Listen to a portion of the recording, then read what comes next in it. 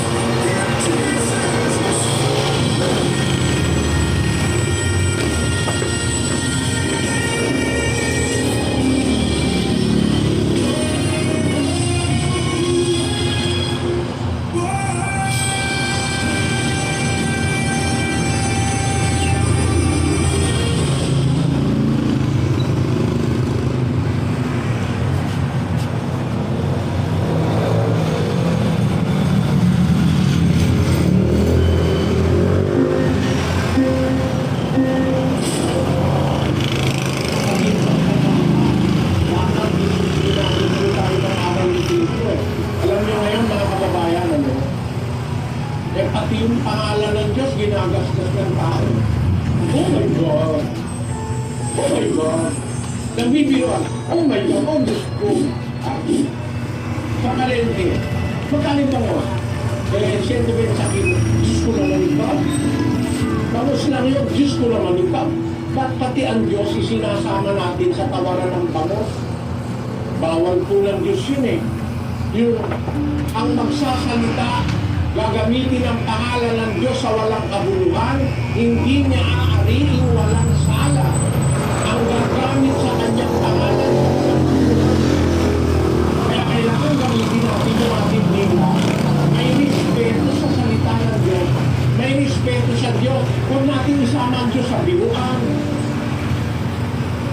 matuto tayo ng aral ni Kristo. Magandang gabi po, Brother Eli. Day 7 ko na po, pero yung ate ko ayaw daw kay Brother Eli kasi sumisigaw at nakikipagdebate. Ang tanong ko po, Brother Eli, may nakasulat ba sa banal na kasulatan na kailangan mo makipagdebate sa mga ibang grupo? Oo, kapatid. Si Pablo nga nakikipagdebate. Panginoon sa Kristo nakikipagdebate.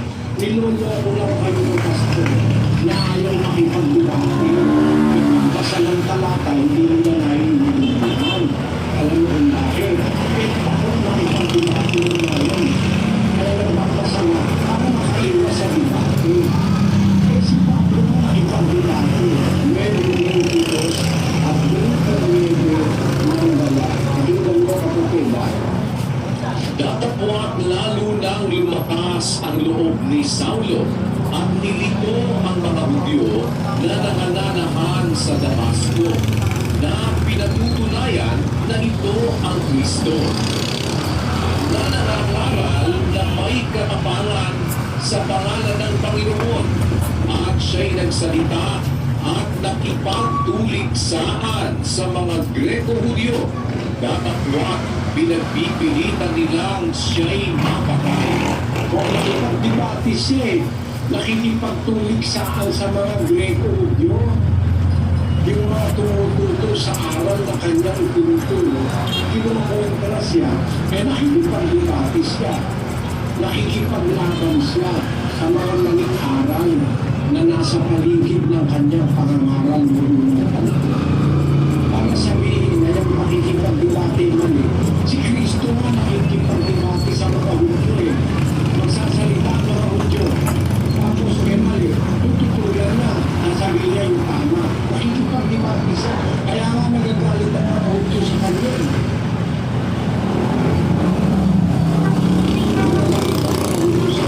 Basahin natin ang isang instansya ng pakikipagtuligsaan o pakikipagpalitan ng katwiran ng ating Panginoong Kristo.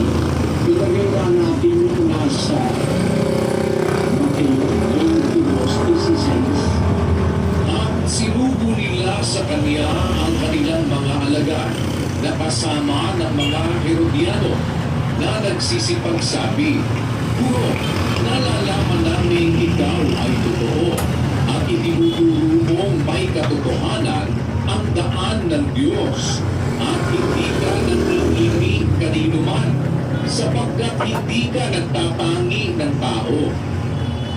Sabihin mo nga sa amin, ano sa akala mo? Matuwid ba kang pulis kay Cesar o hindi? Ikilala ni Jesus ang kanilang kasamaan at sinabi sa kanila, bakit ninyo ako tinutukso, kayong mga mapagpaimbabaw? Ipakita ninyo sa akin ang salaping pagbuwis at dinala nila sa kanya ang isang denaryo. At sinabi niya sa kanila, kanino ang larawang ito at ang nasusulat? Sinabi nila sa kanya, kay Cesar. Nang magagayoy, sinabi niya sa kanila, kaya ibigay ninyo kay Cesar ang sa kay Cesar at sa Diyos ang sa Diyos.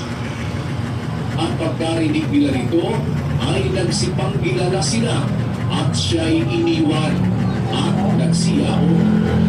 Yun. Paliwanag ano, kapatid. Meron silang intention na humihingi ng Panginoon sa Kristo. Kaya sabi ng Panginoon sa Kristo ng Panginoon sila, kunyari, pinuri Panginoon. Ikaw ay tayo, nasa Diyos. Hindi ka magpapanginoon. Sabihin mo nga sa amin kung nararapat mo is Kristo. Kaya nila tinatanong, ang sulat na siya. Nagpapatuloy sila. Kaya sa mga Kristo,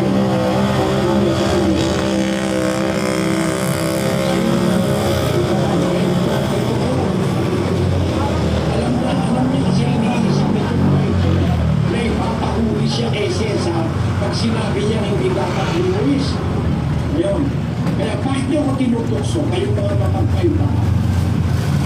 Alam niya, meron sila